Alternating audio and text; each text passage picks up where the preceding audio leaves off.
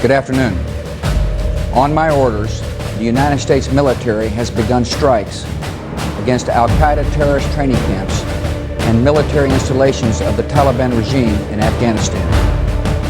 These carefully targeted actions are designed to disrupt the use of Afghanistan as a terrorist base of operations and to attack the military capability of the Taliban regime.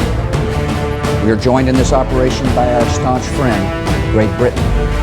Other close friends, including Canada, Australia, Germany, and France, have pledged forces as the operation unfolds. More than 40 countries in the Middle East, Africa, Europe, and across Asia have granted air transit or landing rights. Many more have shared intelligence. We are supported by the collective will of the world. More than 2 weeks ago, I gave Taliban leaders a series of clear and specific demands. Close terrorist training camps, hand over leaders of the Al-Qaeda network, and return all foreign nationals, including American citizens unjustly detained in your country. None of these demands were met. And now, the Taliban will pay a price. To the United States Corps of Cadets, to the men and women of our armed services, and to my fellow Americans, I want to speak to you tonight about our effort in Afghanistan, the nature of our commitment there, the scope of our interests, and the strategy that my administration will pursue to bring this war to a successful conclusion. It's an extraordinary honor for me to do so here at West Point. There are so many men and women prepared to stand up for our security and to represent what is finest about our country.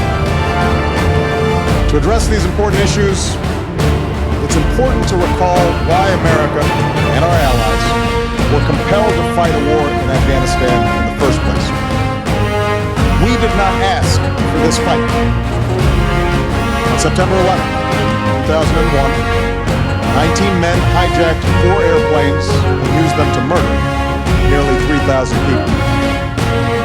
They struck at our military and economic nerve centers. They took the lives of innocent men, women, and children without regard to their faith, their race, or station.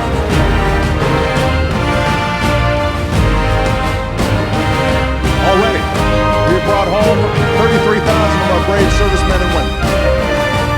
This spring, our forces will move into a support role, while Afghan security forces take the lead.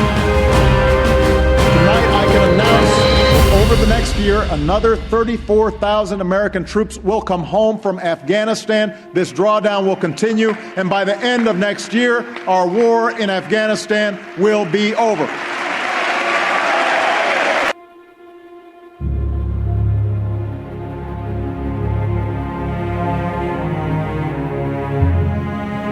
We will not talk about numbers of troops or our plans for further military activities.